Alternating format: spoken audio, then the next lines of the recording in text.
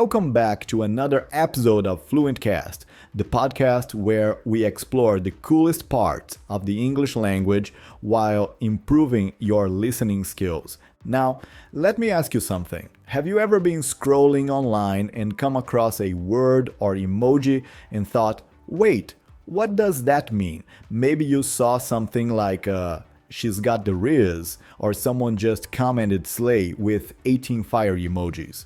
If that confused you, don't worry. What you witnessed was the English language evolving right in front of your eyes.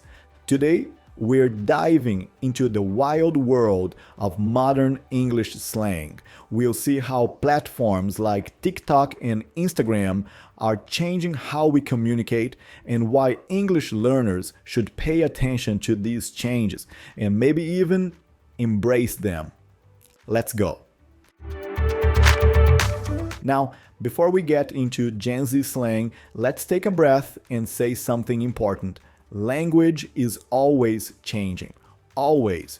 English today is not the same as it was 100 years ago or even 20 years ago. Just think about it. In Shakespeare's time, people said things like, "Thou art fair," and today we say, "You look good." That's not because something went wrong. It's because language evolves, it adapts, it reflects the world around it. And guess what? Right now, social media is one of the biggest forces driving this evolution. Short messages, fast content, global conversations. It all pushes language to be quicker, funnier, and more expressive. Let's talk about platforms. Social media has changed not just what we say, but how we say it. TikTok, for example, is super visual and super fast. If something doesn't catch your attention in 2 seconds, you scroll away. So language has to be punchy, short, expressive, and sometimes even weird.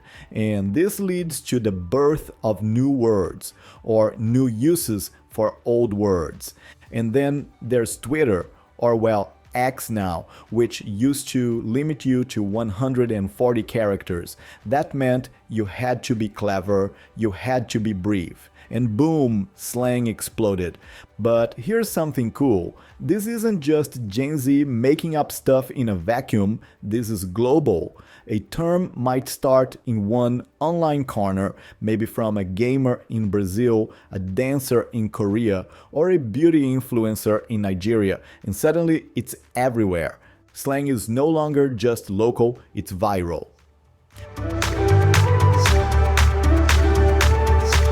Alright, time to play translator. Let's break down some popular slang and why it matters. First up, vibe check. You might know that vibe means the feeling or energy of a place or person, but a vibe check, that's when someone is checking your mood or your behavior. Are you acting chill? Are you bringing weird energy to the group? You might hear, "He failed the vibe check." It's simple, but it captures a whole moment. One phrase, big meaning, next riz. This one's short, catchy, and full of flavor. Riz is actually short for charisma, you know, that charm or confidence that makes someone attractive. But instead of saying, "he has charisma," Gen Z says, "he's got riz." It means someone knows how to flirt, or just has that cool, confident energy that draws people in. It's funny how one little word can say so much, right? Now, one of my favorites, living rent-free. This is when something, a song, a person, an idea won't leave your mind. You might say, "that line from the movie is living rent-free in my head." All these phrases do something smart. They compress a big feeling or idea into just a few words. Let's pause and ask, where do these words come from? Some of them come from communities that have always been creative with language.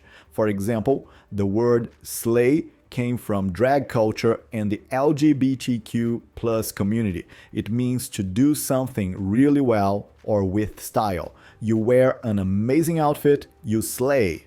You give an amazing presentation, you slayed it. And one more, no cap. If you say no cap, it means you're being honest, no exaggeration, like, that movie was the best I've ever seen, no cap. These phrases come from different places: hip-hop, LGBTQ plus spaces, gaming, memes, but they all have something in common. They express emotions, opinions, or cultural identity in fast, fun ways. So what does this mean for you as an English learner? Well, first, don't panic. You don't need to know every single slang word. And honestly, even native speakers can feel lost sometimes. Slang moves fast, but that's also the fun of it. Think of slang like fashion. You don't need to wear everything that's trending, but it's helpful to recognize the trends, especially if you want to sound natural or at least understand what's going on online. Second, use it as a learning tool. When you see a new slang word, don't just scroll past it. Stop. Ask, what does that mean? Where is it from? How do people use it? You're not just learning English, you're learning culture. And finally, be a part of the story. Language is a conversation. It's not frozen. You don't have to be a passive learner. You can be a participant. Try a new phrase. Play with it. That's how you become fluent, not just in English, but in human connection. So the next time someone says he failed the vibe check or that song is living rent-free in my head, you'll know what they mean. More than that, you'll understand the why behind it. Because language isn't just words, it's behavior, culture, creativity, and identity, and it never stands still. If English feels like it's changing fast, that's because it is. But that doesn't mean you're falling behind. It means you're living through the change. So keep listening, keep exploring, and remember, you don't have to know all the words, you just have to stay curious. This has been FluentCast. I'm Diego, and I'll see you next time. Slay no cap.